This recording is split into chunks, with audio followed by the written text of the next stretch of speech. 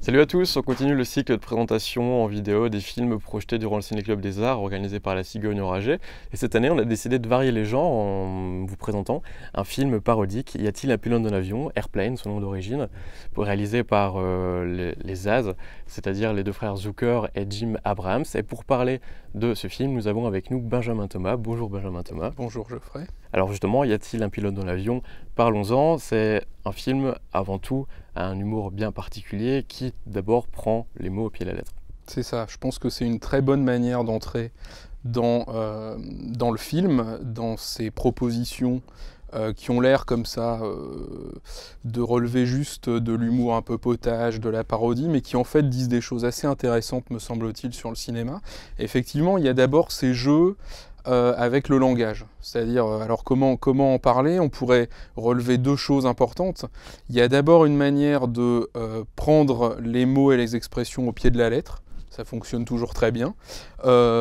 Mais voilà, alors parfois c'est un peu bizarre dans la traduction française, parce que c'est des expressions qu'on n'utilise pas nous, mais ça va chier dans le ventilo, eh bien je vous le donne en mille, on voit l'image qui illustre ça.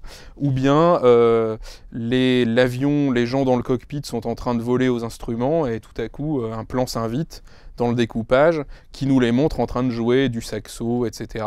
Et puis ma préférée, je sais que c'est la vôtre aussi, Geoffrey. Alors on va peut-être pas la dévoiler tout de suite, mais on va la regarder. C'est vrai, on va la regarder. On regarde juste cet extrait. Quel type d'appareil? C'est un superbe avion blanc avec des toits bleus, des rideaux aux fenêtres et des roues. Il ressemble à un gros lucunal. Allez, c'est bon.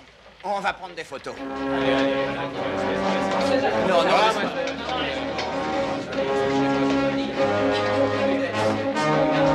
Ça, c'est une des manières dont le film joue avec le langage. L'autre manière qui est tout aussi, qui dit finalement la même chose, c'est, on pourrait le dire comme ça, c'est que les personnages qui peuplent ce film semblent partir du postulat que ce mécanisme pourtant complexe, mais que nous avons tous intégré, qui est celui de la désignation, quoi, les mots désignent des choses qui les transcendent, ne va plus de soi. Et ça donne des scènes là aussi très drôles où, par exemple, une hôtesse dit au héros qu'il serait bien qu'il vienne dans le cockpit parce qu'il se passe quelque chose. Et le héros rétorque le cockpit, mais qu'est-ce que c'est en parlant de ce qui s'y déroule. Et l'hôtesse considère qu'il ne sait vraiment pas ce qu'est un cockpit. Et donc lui explique que le cockpit, c'est une boîte à l'avant de l'avion dans laquelle on met le pilote et les copilotes. Même chose pour l'hôpital, je crois, à un moment dans le film. Tout ça, c'est important pour moi parce que par le biais du langage, le langage qui se grippe, qui ne fonctionne plus, qui ne va plus de soi, le film nous indique en fait qu'il va procéder de la même manière avec l'image. C'est-à-dire, il va nous montrer une image qui ne va plus de soi, qui n'est plus ajustée de manière évidente et on pourrait même presque dire fluente à ce qu'elle doit désigner. Or, on sait bien que le projet du cinéma, l'une des manières de définir le projet du cinéma hollywoodien, classique, dominant, ce serait justement de dire que c'est un cinéma qui veut que son image, que l'image qu'il donne aille de soi, quoi, vous voyez, qu'elle soit une évidence. Et là, tout à coup, tout va gripper dans le film. Et alors, ça donne des choses très amusantes, puisqu'il s'agit, par exemple, de rejouer une scène de Tant qu'il y aura des hommes. Un couple s'enlace sur la plage, juste à la lisière comme ça des vagues. Dans Tant qu'il y aura des hommes, ça donne une scène magnifique, harmonieuse. Le couple est là, s'enlace et les éléments accompagnent ces embrassades, quoi, pour le dire comme ça. Eh bien, le film nous propose la chose suivante. Tiens, et si on refaisait ça, qu'est-ce qui se passerait? Et en fait, il se passe qu'on est ballotté par les vagues, sans égard, qu'on se retrouve avec du sable partout et qu'on est entremêlé à des algues rebelles.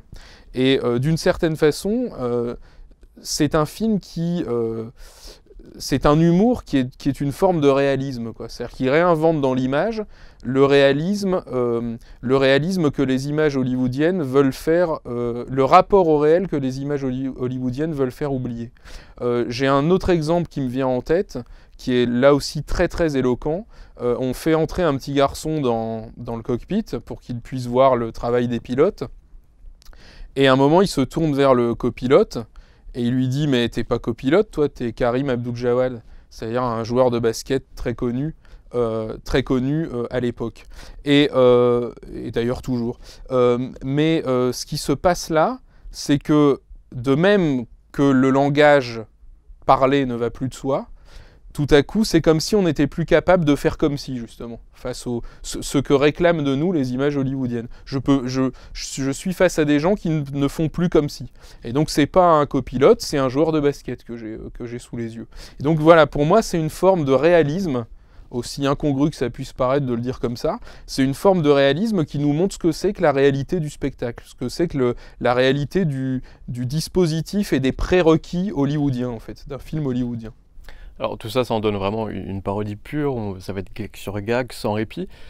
Et ça me donne un peu l'impression qu'on peut regarder aujourd'hui ce film avec un peu de nostalgie, comparé aux parodies d'aujourd'hui. Oui, alors vous avez raison, c'est vrai que les formes d'humour sont plus nécessairement les mêmes.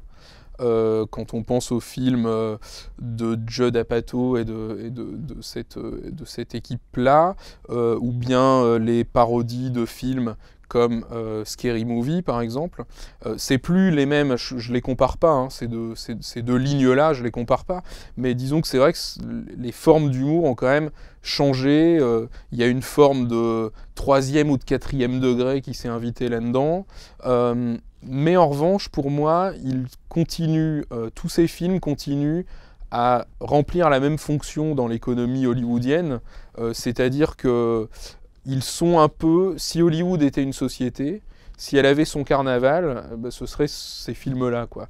Le carnaval, c'est le moment d'intersaison où on s'amuse à inverser les rôles. On sait que ça va pas durer, mais ça permet de mettre à jour justement les structures normalement invisibles, de s'en amuser, et puis ensuite pour mieux retourner à ces conventions dont on se dit que finalement elles sont pas si mal. C'est ça le principe du carnaval. C'est un peu ce que font ces films-là en fait. Que ce soit époque Zaz, ou que ce soit aujourd'hui Judd Apatow par exemple, ou assimilé, c'est un peu cette idée-là, quoi. C'est un peu les formes carnavalesques hollywoodiennes, quoi, d'une certaine façon. Merci beaucoup Benjamin Thomas. Merci Geoffrey. Alors peut-être en une phrase, dire pourquoi il faut voir ou revoir ce film. Il faut absolument revoir ce film pour réapprendre les bienfaits d'une littéralisation des expressions les plus courantes. Merci beaucoup. On se quitte avec une image du générique. Vous allez voir vraiment que dès le début du film, le ton est donné. Et pour voir ou revoir ce film, y a-t-il un pilote dans l'avion? Je vous donne rendez-vous le mardi 14 mars à 20h, l'amphi numéro 1 de l'Institut Lebel.